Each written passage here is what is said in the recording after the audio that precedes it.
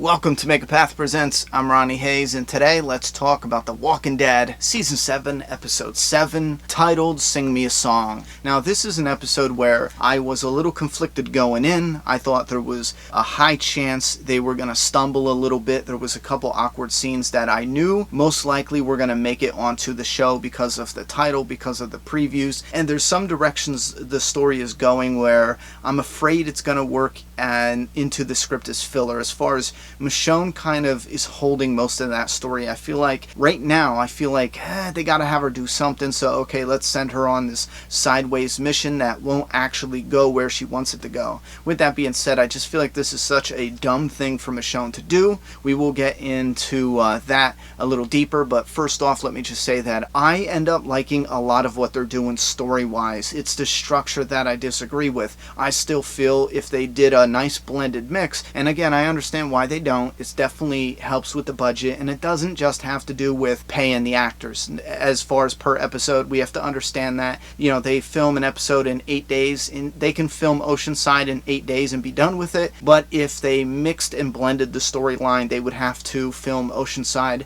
over the course of 2 months if Oceanside was split up and inserted into multiple episodes. You know what I mean? So it's not as simple as just saying, oh, it's this one thing.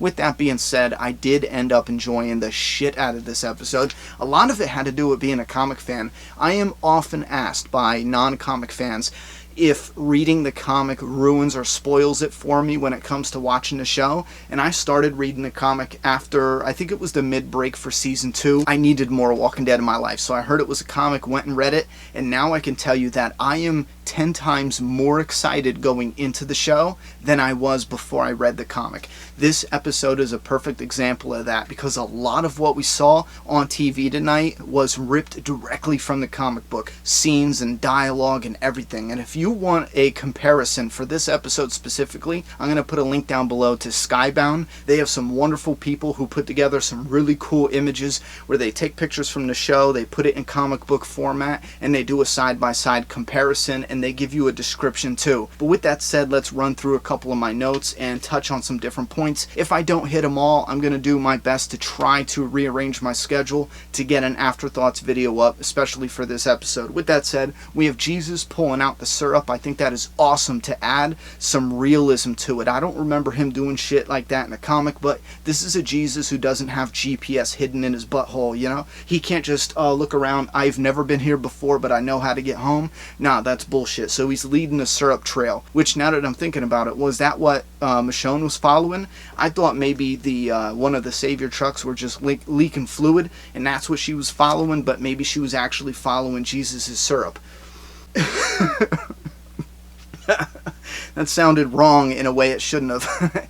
But then Jesus cuts the box. Now, this box is the same liquor that Simon was taking credit for from the hilltop, and I love how Jesus is like, first we see him dump it out in the one episode, now we see him cutting the bottom so it all falls out. He's just not letting Negan get that scotch under no circumstance. And look at it, Jesus is thrilled because Negan doesn't get the scotch and Gregory doesn't get the scotch. So he's happy as shit. Now, he jumps out, Carl doesn't follow. For a moment there, I was really hoping Carl would push him out, but now that I'm thinking about it, yes, that's a huge dickhead thing to do. It's reckless, and he would have deserved a giant kick in the face for that because Jesus could have got hurt. So they did it better than I suggested. Him jumping out's better than Carl pushing him out. Now, the sanctuary, we panned out, and this is fantastic. This is a little reward for comic fans. And again, every time we bring up the comic, we always get that cluster of fans who say, screw the comic, they shouldn't do anything to make comic fans happy, this is a TV show, has nothing to do with the comic.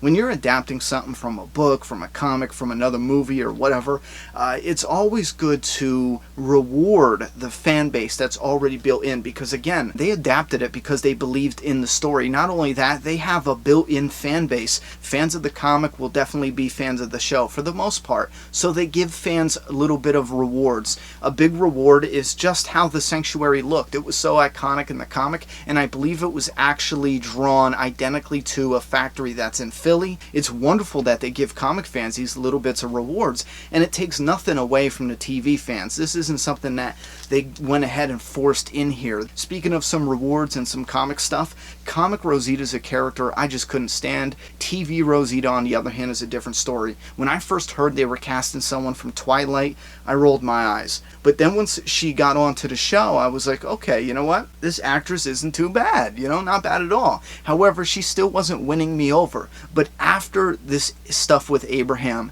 and we get this Rosita who lives, breathes, sleeps, shits revenge, I am starting to really like Rosita a lot better than comic Rosita. So she's a character that is absolutely winning me over. Another character winning me over, a side character, Olivia. And I think this is very important for secondary characters to bring their A game, because we get so many secondary characters that come on the screen, not in The Walking Dead, but all over in Hollywood, whether it's movies or TV shows. A secondary character jumps on the screen and they say 2 or 3 lines that are just cringeworthy. Well, this keeps you in that experience. When Jeffrey Dean Morgan has you sucked into the moment, and then a secondary character jumps on screen and you're like ripped out of the moment, that sucks in a big way. So it is important for the secondary characters to shine, and I think that she did a fantastic job.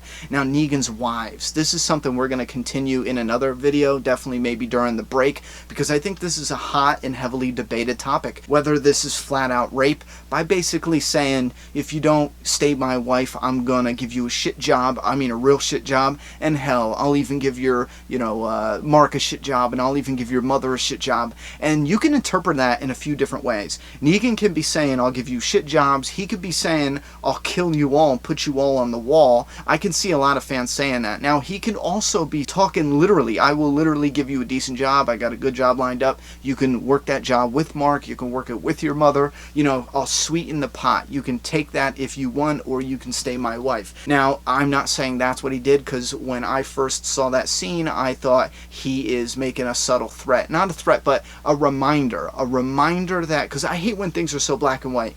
I think this is a nice gray area for entertainment and making the character layered, not because I want to make Negan seem like not such a bad guy. I love him for a villain, you know what I mean? So I'm not going to sit here and try to make you look at Negan like a good guy. I love him because he's the villain, and he's an interesting villain. It's just nice and layered. Again, we're going to continue this conversation, but in a different video, so that way we can really dissect it. So if you want to, feel free to leave your thoughts and opinions about this. I could definitely pull some fan feedback about Negan and his wives, that whole situation there. What do you feel about it, honestly? And put your thoughts and opinions down in that comment box. Now we get the iron scene, another iconic scene from the comic, and I love how this is for the betrayal, for the cheating, for breaking the rules, but we also got that little hint that the iron could be for something else. We saw a character get the iron, we saw a character with her finger cut off, so there's a couple different punishments depending on the crime. Now to a couple more characters that I love this episode. Father Gabriel. Spencer's being a huge dick, and Father Gabriel shuts his ass up.